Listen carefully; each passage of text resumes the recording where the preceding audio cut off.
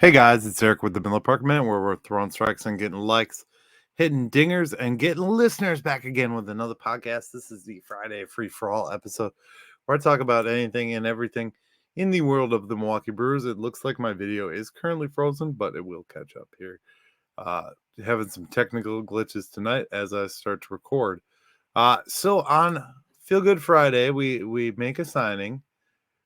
We signed catcher Austin Nola to a minor league contract with an invite to big league camp. Austin Nola is one of the Nola brothers. Obviously, his brother Aaron is the more famous of the Nola brothers, but he is signed primarily in a backup role. He could also help mentor Jefferson Caro at the AAA level if he doesn't make a big league. Now this gives us two backup catcher type positions. I don't know if this is going to catch up. We'll see. We'll see if the video catches up. Otherwise, this might just be an audio podcast, in which case, so be it. So I wanted to update on the signings or the injuries from last year. As we leave it, JB Backus, Aaron Ashby are the only two guys on the injured list and moves. They're both expected to return in 2024. We'll see how they progress. There's another note that right-hander Joe Ross has been beset by injuries, but confident he remains unwavering, saying, I want to be back at the highest level. He is a World Series winning pitcher, played in the World Series with the Nationals. So Ross, right-hander, going to be interesting to see how he goes this year. It looks like we froze at an ugly face in the game. This is kind of the time of year where everybody gets nostalgic and highlights stuff. Personally, I don't like to wax nostalgic too much. I think you guys know me. I'm a pretty straight shot. But I do want to talk about tonight. This is free for all episode, so I might go all over the board. But what I do want to talk about tonight is everybody kind of is sitting in this stage. And if you go over to brewerfanatic.com, you can actually read an article by Jason Wang. What are the Brewers doing this winter? And I think there's a lot of questions around what the Brew Crew is actually doing right now. Personally, what I think is happening and what we're seeing with the organization is actually that there is a holding pattern to see what they've got with where they are. That's one of the biggest things and one of the biggest parts right now to where this team stands. And I think that's where you see these moves like this really go down. You see an Austin Nola be signed because of the fact that the Brewers need that backup catcher just in case. They always like to be deep in certain positions. First base, third base, maybe the two exceptions this 2024 season.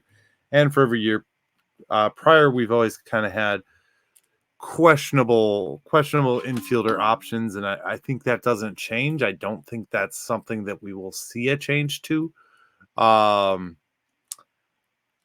The Milwaukee Brewers aren't an organization like the Braves where they're going to go out and just structure deals and make sure they have the best possible player at the position or get a good guy and lock him up. They could have done that 2 years ago with Willie Adames. They didn't proceed to extend him.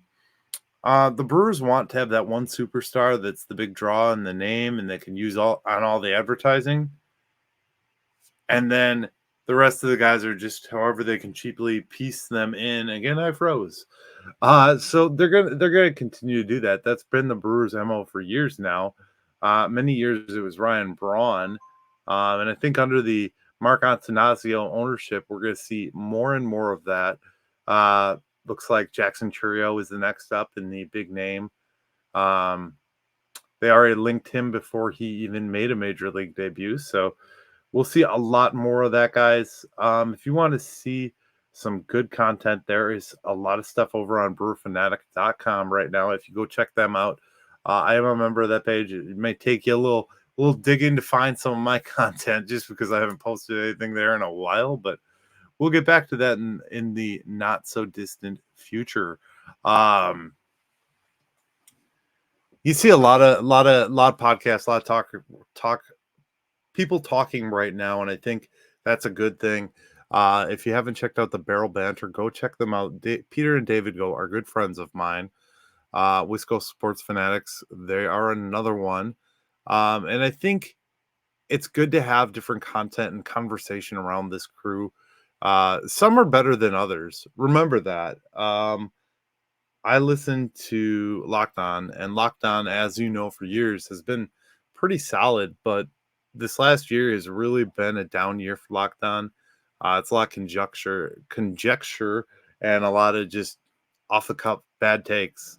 The current host wants Pete Alonso with no logical explanation of why he wants Pete Alonso, because you'd have to give up a major league piece to get Pete Alonso, and Pete Alonso would only be around for the season, so you'd be cashing in chips to get other chips. And I don't foresee that working out for us.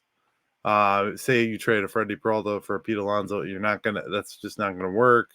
Corbin Burns, same scenario. You'd have to get a slew of talent to go for Corbin Burns, and I don't think the Brewers are in any position. As I've already said, I don't think they're in a position to move Burns, Adames. You're not going to trade away what little rotation you already have, unless you're going to swing some big moves and move some big prospects. But I don't even think we have the big prospects for the starting rotation at this current juncture.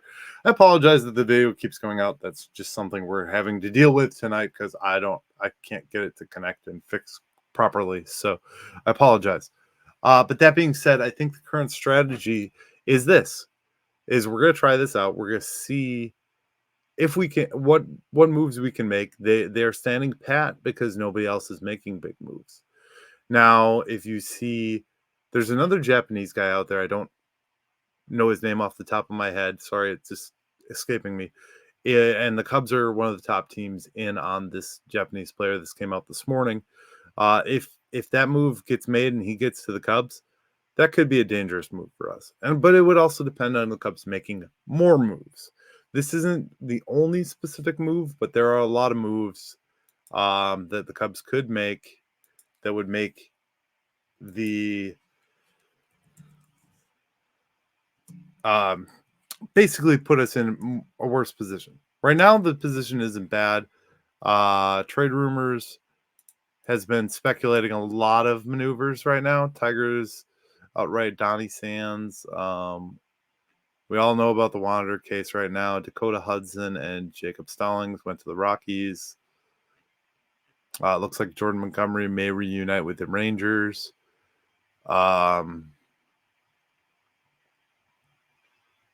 Luis Guillermo to the Braves on a major league deal. I still can't believe we got a minor league deal on Austin Nola. That's a pretty crazy move. I would give that a B, C plus to B minus rating. Just depends on how he turns out. We've done this before. Obviously, last year Luke Voigt was a good example of that. We also brought in former Reds outfielder. Oh my gosh, I can't think of the name. It's blanking. Anyways, we've brought guys in this fashion. It could be something, could be nothing, and we're gonna make those moves. I don't think that there is White Sox signed Maldi. In case you guys didn't see that one, I don't think there is a case to be made that anyone's really pressing forward outside of the moves that the Dodgers made. I don't think there's anybody making major. I haven't seen a move that I would consider major. The Giants got that Korean guy. The Giants have made a few moves, but nothing crazy at this juncture. Are the Brewers going to stand pat with the team that they've got? I mean, only time will tell, guys. We are amongst the trade rumor mill. Kind of the big names have got to get signed right now first before I think the rest of the pieces chip in, because the big names always set the value. Your Jordan Montgomerys. Oh, Shota Imanga is the the other Japanese guy that is on the market right now, Blake Snell, Jordan Montgomery. Um, so there's a lot of names still out on these lists that the Brewers could pick off. Reese Hoskins obviously is one. Haven't really seen a lot about him yet, but there are still names out there that the Brewers could go all in on if they wanted to go all in. I think they are at a holding pattern to see what the rest of the NL Central does. Um, Teams are going to improve this offseason. We've improved. I think our players are going to get better year over year. I just, you know what? I think we are at a juncture and a stage in this game where we don't know what to expect, and there's still a lot of holding pattern, a lot of learning. And I think there's some nerves. Here's the other big piece of this that I'm going to go into, and I think it speaks to the state of the game and where you don't see a lot of moves being made. Bally owns Bally slash IE Diamond owns the majority of the networks that air MLB baseball. Teams are very frightened by the fact that there might not be money coming in because a lot of teams don't have their own network. I mean, most of the teams don't have their own network. There's like WGN in Chicago. There's the Yankees network. I think Toronto has a network. There's certain teams that have their own networks, but we don't. And I think a lot of major league teams.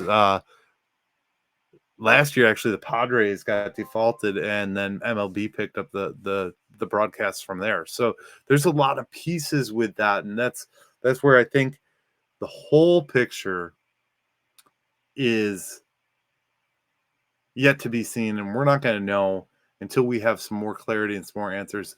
Looks like there's a bid from Amazon for the rights for MLB baseball. So you would have to add it to your Prime or subscribe through Amazon somehow. I don't know the details yet because there really isn't any. We just know that right now at this current juncture, there isn't any information.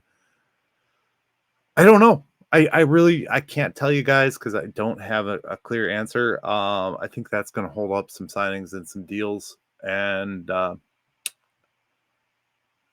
broadcasting is big money. You see the money grab that the NFL is doing with trying to have a solo game just about every day of the week. That similar thing can happen with baseball because you've got at any given juncture 15, 10, 8, 9 games on any given day. So they're going to have to find an individual partner that's going to stream games on each day. And that affects the money that the teams have to be able to spend on free agency and budget for the year. So we don't know where that's going right now, and we won't see it yet. So guys, this is a quick Friday episode. Like I said, randomness, scatterbrain. I hope you got something out of it. Watch for a deal with the Diamond and Bally scenario. I think that's the biggest thing that we have to watch right now. So, guys, if you like these videos, you like this content, like and subscribe to the podcast. We appreciate you. As always, come back, smash that button. We are on all platforms. Just find a platform. We're there. You guys have a great rest of your day. And as always, go Brewers.